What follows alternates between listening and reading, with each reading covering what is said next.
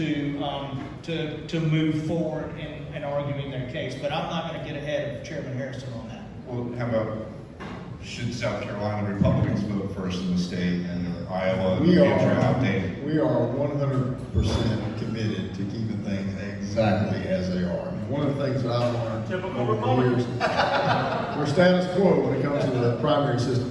It's not one of those things that you want to pull a thread on. It's like pulling a thread on a sweater, quite frankly. One of the things that I've been involved in these fights on the National Committee going all the way back to 1996, whenever we'll have discussions on the Rules Committee about what the timeline ought to be. You'll have different combinations of states in different cycles who will come together with a different plan. One year it was Ohio, another year it was Texas, and a revolving primary plan, and just any number of things. And one thing that I learned over all those years is the only thing that most of those states hate worse than the current setup is whatever setup somebody else is proposing, which tends to work to our advantage. And so we are absolutely committed to being joined at the hip with Iowa, New Hampshire, and Nevada. We actually had 2 meetings with them in the last Republican National Committee meetings separately to put together our plan going forward, all 12 of the committee members from those respective states. We're 100% committed to it. And one of the benefits that we have here in South Carolina that most of the other states don't have, and any of these who would look to try to change the system, is in South Carolina, state law leaves that decision entirely up to each political party. The only thing I think that we're required to do is give the Election Commission 90 days notice whenever we're going to have a primary. Probably, I think, 45 or more out of the 50 states essentially have to pass legislation in order to make that happen. That happened actually back in 2012 when Florida jumped the line and jumped ahead of us. And so we just sat back and waited for them to pass their law, their governor to sign it, and then we put out a memo saying, okay, we're going to be a week before them. I think they know now that would happen. We're not afraid to lose our delegates if we have to make sure that we're first, because it brings, as Trav pointed out, great economic benefits to South Carolina, but what it also does is bring great political benefits to both political parties in the state, to our activists. One, it gives our activists a great look at folks who are going to be running for president. It gives the folks who want to work in campaigns an opportunity to actually get hooked up with campaigns. It's one of the reasons why I think South Carolina punches above its weight politically on the national stage, because you have so many folks on the Democratic side, the Republican side, who have gotten experience in the political system by hooking up with a presidential campaign coming through this state at some point in time. And even though those campaigns may fold their tent after South Carolina, that experience then enables them to probably hook up with whichever campaign did win and move on to another state or get jobs up in D.C. or congressional offices, lobbying offices, and so forth. So it gives us a great network of connections on both sides of the aisle up in D.C. So I think we mentioned at the beginning that the good folks at the AARP are sponsoring our event today. Trav, I think you're a proud card-carrying member. They sent me a letter when I turned 40, for goodness sake. They're 39. Let them mess around. And as thanks to them, we always let them submit a question for these events. And it was a good policy question today, something we talked extensively to the governor about just a few weeks ago. And so I'll read directly from them. South Carolina is one of only 12 states that has not expanded Medicaid for folks who make less than $13,000. The recently passed American Rescue Plan would incentivize South Carolina with an additional $790 million to extend Medicaid coverage for our poorest adults. Can you explain why you think this expansion is or is not important for the state? Drew, we'll start with you. Well, first off, it comes down to what can you afford? It comes down to what kind of commitments, or rather requirements, being put on the states and the state's budget if you take so-called free money. Free money is never free. What usually happens in most of these cases, and I know what you're talking about particularly right now, is they will say, well, we'll offer you so much money if you'll expand your Medicaid system right now, but that money actually runs out in a couple of years, and then we're not going to keep providing it, and then it has become part of your mandatory baseline budgeting going forward in the future. So obviously, we have to be careful about how we commit future years when it comes to the budget. There's a staggering statistic that shows that 62% of the rural hospitals in South Carolina are less likely to close if we simply expanded Medicaid. That is reason alone. The fact is that I see Vicki Ringer over there with Planned Parenthood. She talks to me all the time, and we talk about the Republican Party and their aversion to women's rights. But they're really pro-birth, because if they cared about you once they were born, this would not even be a discussion. The expansion of Medicaid affects children and the elderly in this state who live below the poverty level. So think about it.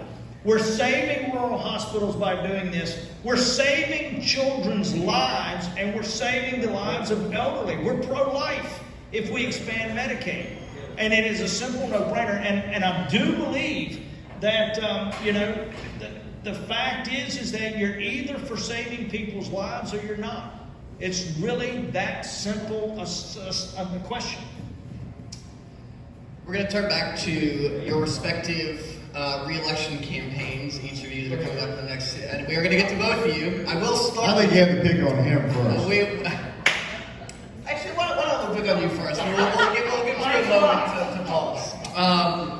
So Johnny Cordero is running against you as your opponent, and basically what we're going to do for each of you is give you a chance to respond to sort of the top accusation, if you will, that your opponents have leveled against you. He has run around the state saying that you have taken black voters for granted. The black voters are known as the backbone of the Democratic Party, not just in South Carolina but around the country. And he notes that you are white, that your executive director is white, and that those folks are not being appreciated enough. What is your response to that? Last year, I traveled to every single county in this state, risking my life, campaigning on behalf of Jamie Harrison for the United States Senate. I don't recall seeing Johnny Cordero once.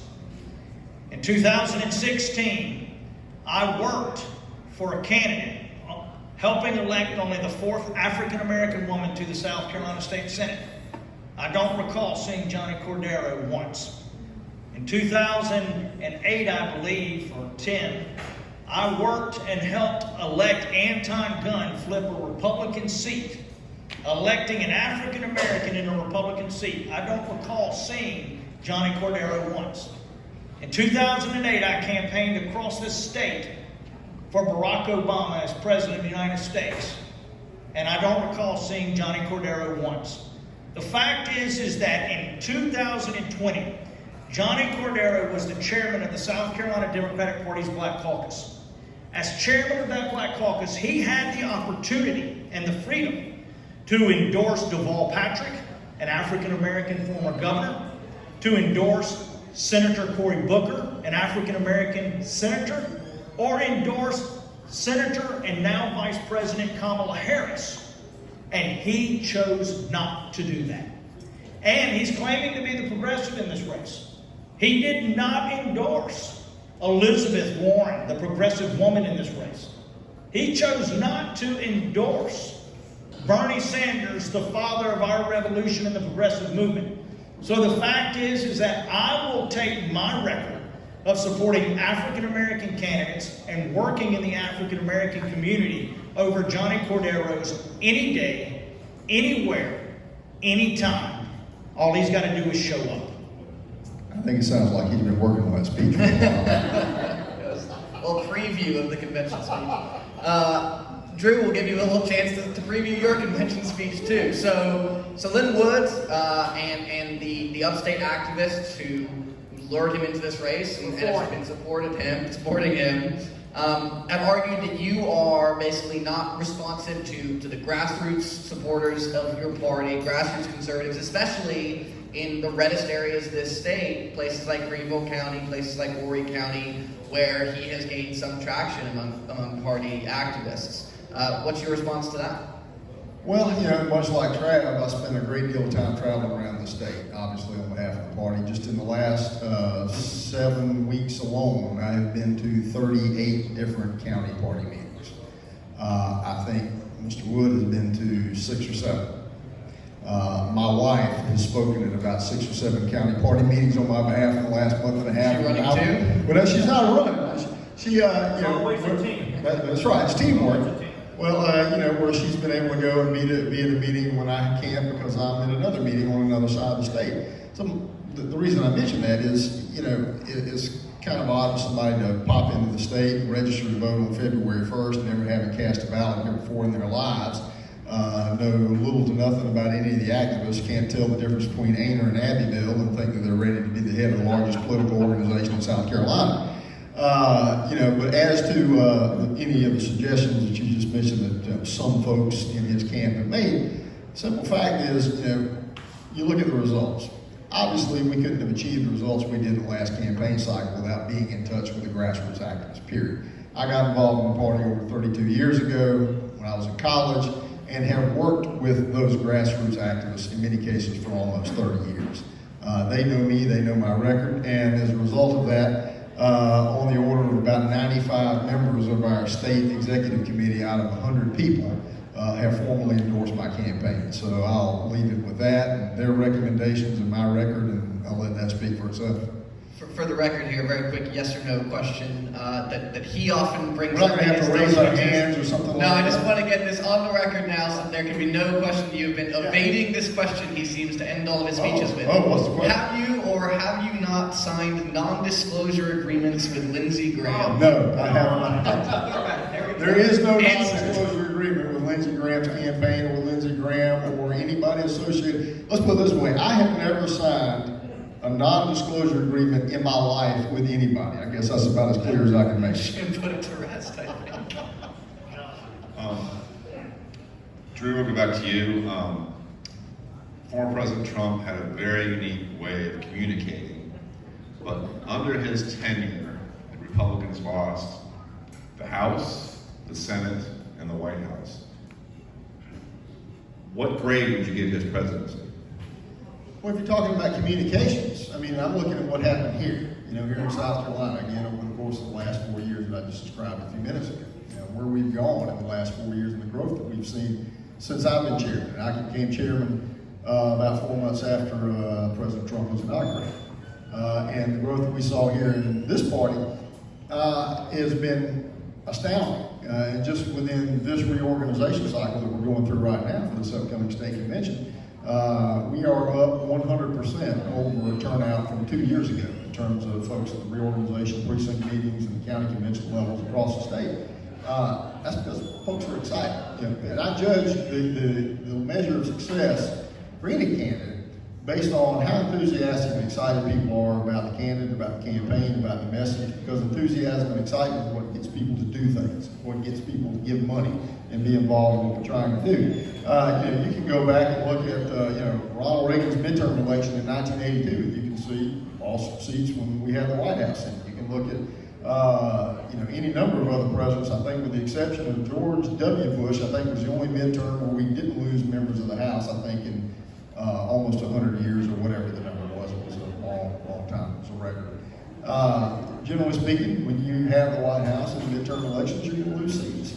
But what I did see, though, when it came to communications, and I think it was one of the things that was very distinctive about President Trump, is during the 16 cycle, when you had him running against 16 other Republicans, and he was able to essentially dispatch them with ease. You know, these were not just the B team. I mean, he was running against the A team. I mean, these were former governors and current senators and so forth.